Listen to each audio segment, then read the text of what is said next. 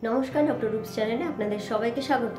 ঘরে বসে যে কোনো রোগ সম্পর্কে জানতে এবং সচেতন হতে অবশ্যই আমার চ্যানেলটা সাবস্ক্রাইব করবেন। আজকে একটা গুরুত্বপূর্ণ বিষয় নিয়ে আলোচনা করব, সেটা হচ্ছে কি দেখে বোঝা যাবে যে কিডনি খারাপ হয়েছে, আর কাদের কিডনি খারাপের সম্ভাবনা থাকে, আর এর আদৌ কোনো চিকিৎসা আছে নাকি। তাহলে দেরি না করে ভিডিওটা শুরু করছি। পেটের পিছনের দিকে কোমরের দিক করে দুদিকে দুটো কিডনি আছে, এবং এই কিডনি ইউরিন, আমাদের রেচন পদার্থ দেহে থেকে বডি থেকে বাইরে বের করতে এগুলো কিন্তু সাহায্য করে একমাত্র কিডনি। তাহলে কিডনি খুব ভাইটাল একটা অর্গান, আর কিডনি যদি একবার ড্যামেজ হয়ে যায় তাহলে কিন্তু পেশেন্টটাকে আমরা অলমোস্ট বলে দিই বেড রিডেন পেশেন্ট। তাহলে বোঝাই যাচ্ছে এটা কতটা ইম্পর্টেন্ট। কিডনি দুরকমভাবে খারাপ হতে পারে, একটা অ্যাকিউট কিডনি ডিজিজ, একটা হচ্ছে ক্রনিক কিডনি ডিজিজ। অ্যাকিউটের ক্ষেত্রে হঠাৎ করে কিডনিটা খারাপ হয়ে গেল, যে কোনো রোগের থেকে কিডনি খারাপ হওয়া, বা যে অনেক সময় হয় সাপে কামড়ালে সেখান থেকে কিডনি খারাপ হয়ে যাওয়া হঠাৎ করে, সেটাকে বলে অ্যাকিউট। আর ক্রনিকটা হচ্ছে অনেক দিন ধরে কিডনি খারাপ হতে হতে হতে হতে লাস্ট স্টেজে চলে গেছে। আর কিডনি খারাপ হওয়ার অনেকগুলো স্টেজ আছে, স্টেজ 1 থেকে শুরু করে স্টেজ 5 অবধি সেটা হচ্ছে কিডনি খারাপ হয়। যখন পেশেন্ট ডাক্তারের কাছে আসে তখন অলরেডি কিডনি কিন্তু তার হাফ ড্যামেজ হয়ে গেছে। তার এই যে লক্ষণের কথা আমি বলবো, তার সব ক্ষেত্রে আমার লক্ষণ প্রকাশ পাচ্ছে না, বা সব ক্ষেত্রে কিছু কিছু লক্ষণ এতটাই ভেগ বা হালকা আমি বুঝতে পারি যে সেটা হয়তো আমরা খেয়ালই করছি না, আর কিডনি আস্তে আস্তে আস্তে আস্তে খারাপ হয়ে যাচ্ছে। কারণ এই স্টেজ 1 থেকে স্টেজ 5 অবধি যেতে কিন্তু বেশ কিছুটা সময় লাগে। কিছু কিছু পেশেন্টের সতর্ক থাকতে হবে একটু বেশি। এই যে বললাম কাদের কিডনি খারাপ হওয়ার সম্ভাবনাটা বেশি, দুজনের ক্ষেত্রে খুব বেশি নজর দিতে হবে। এক হচ্ছে যাদের প্রচণ্ড হাই ব্লাড প্রেশার আছে, যেমন ধরুন ওষুধ খাওয়ার পরেও ব্লাড প্রেশার কন্ট্রোল হচ্ছে না ঠিকঠাক।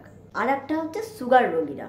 এটা কিন্তু আমরা অনেকেই জানি যে টপিকটাই আছে ডায়াবেটিক নেফ্রোপ্যাথি। এই ডায়াবেটিক নেফ্রোপ্যাথি নিয়ে আমি পরে একটা ভিডিও বানাবো ডিটেলসে।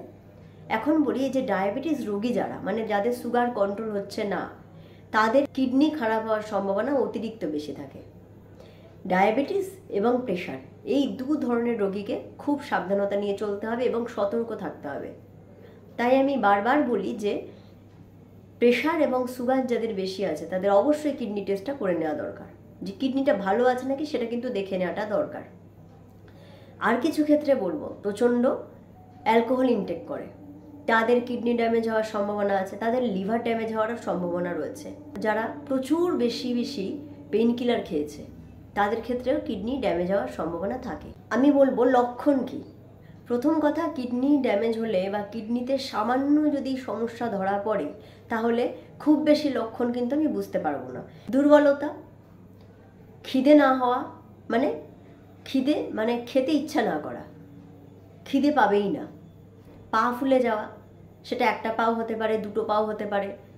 এই পা ফোলাটা সবসময় নাই হতে পারে, হয়তো দেখা গেল অনেকক্ষণ যাতায়াত করার পরে পা ফুলছে হালকা, সেটাও কিন্তু লক্ষণের মধ্যে পড়ছে। পেচ্ছাপের সমস্যা, এই পেচ্ছাপের সমস্যা বলতে বারবার ইউরিন হওয়া, বারবার পেচ্ছাপ হওয়া, বা পেচ্ছাপ আটকে আটকে যাওয়া, বা পেচ্ছাপে ফেনা ফেনা হওয়া, পেচ্ছাপ লাল হয়ে যাওয়া যেটাকে আমরা হিমাচুরিয়া বলে থাকি, পেচ্ছাপে খুব দুর্গন্ধ হওয়া, শ্বাসকষ্ট হওয়া, সুগারটা কন্ট্রোল না হওয়া, প্রেশার বেড়ে থাকা সবসময়, আর লাস্টের দিকে পুরো গায়ে চুলকানি হওয়া, গাটা চুলকাচ্ছে, এই হচ্ছে লক্ষণ। আর তার সাথে ব্যথা। এবার বলবো, অনেকে বলে যে কিডনির ব্যথা, অনেকে কোমরে ব্যথা করলেই ভয় পায় যে কিডনির ব্যথা করছে মনে হয়। কিডনির ব্যথাটা মূলত পিছনের দিকে হয়, কোমরের দিকে। তো সেক্ষেত্রে এই যে কিডনির ব্যথাটা, এটা কিন্তু খুব একটা স্পেসিফিক নয়। অর্থাৎ এই পিছনে ব্যথা করছে বা কোমরে ব্যথা করছে বা পিঠের পিছন দিকে ব্যথা করছে মানেই যে আমার কিডনির সমস্যা হচ্ছে তা একবারও নয়। এটা মেনলি হয় শোয়ার দোষে, অনেক সময় লাম্বার একটা স্পন্ডালাইসিস থাকলে হয়। এই সিমটমগুলো, লক্ষণগুলো দেখা দেবে। এর ইনভেস্টিগেশন কি, অনেকেই বলে যে ডাক্তারবাবু কি রক্ত পরীক্ষা করা যায়, যে যাদের আমি জানতে পারি যে সুগার যাদের আছে, প্রেশার যাদের আছে, তাহলে কি রক্ত পরীক্ষা করলে আমি মোটামুটি নিশ্চিন্ত থাকবো। ব্লাডের ইউরিয়া আর ক্রিয়েটিনিন লেভেলটা দেখা, আর তার সাথে একটা ইউএসজি করা, সেটা হচ্ছে KUB, কিডনি ইউরিনারি ব্লাডারের ইউএসজি করা। আর অনেক সময় ইউরিন ইনফেকশন থেকে কিডনির সমস্যা হয়, সেক্ষেত্রে ইউরিন অ্যানালাইসিস মানে ইউরিনের REME মানে রুটিন আর মাইক্রোবায়োলজিক্যাল একটা ইনভেস্টিগেশন হয়, সেটাতে দেখা যায় যে ইউরিনে ইনফেকশন আছে কিনা। আর ইউরিনে যদি ইনফেকশন থাকে তাহলে CS করা, কালচার সেন্সিটিভিটি মানে কি ইনফেকশন হয়েছে সেটা জানার জন্য। এবার বলবো চিকিৎসা। এই যে আমরা বলছি যে ইউরিনের সমস্যা হচ্ছে বা কিডনিতে সামান্য সমস্যা হচ্ছে, প্রথম কথা হচ্ছে লক্ষণগুলো খেয়াল করতে হবে। আর চিকিৎসা বলতে ওষুধ দিলে যে কিডনি পুরো ঠিক হয়ে যাবে বা কিডনির সমস্যা দূর হয়ে যাবে তা একদমই না। ওষুধে কিন্তু কিডনির সমস্যা খুব একটা মেটে না। যদি কিডনির সমস্যা হয়, বহুদিন ধরে থাকতে থাকতে যদি কিডনির সমস্যা হয়, আস্তে আস্তে কিডনি ফেলিওরের দিকে যায়, সেক্ষেত্রে ডায়ালিসিস নিতে লাগে।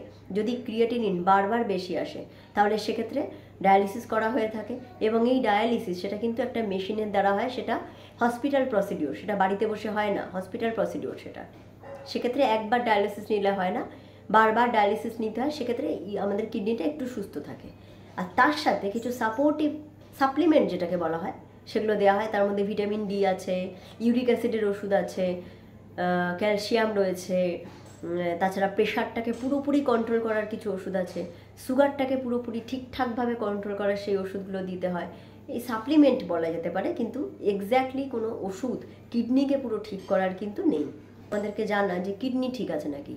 আর সব থেকে বড় কথা, যারা প্রেশার এবং সুগারের রোগী তারা আশা করছি এবার থেকে সতর্ক হবেন, এবং যখনই দেখা যাবে কিছুতেই যেন সুগারটা কমছে না ওষুধ খাওয়ার পরেও, তাদেরকে কি করতে হবে না, কিডনি টেস্টটা করে দেখতে হবে যে কিডনিটা ঠিক আছে নাকি।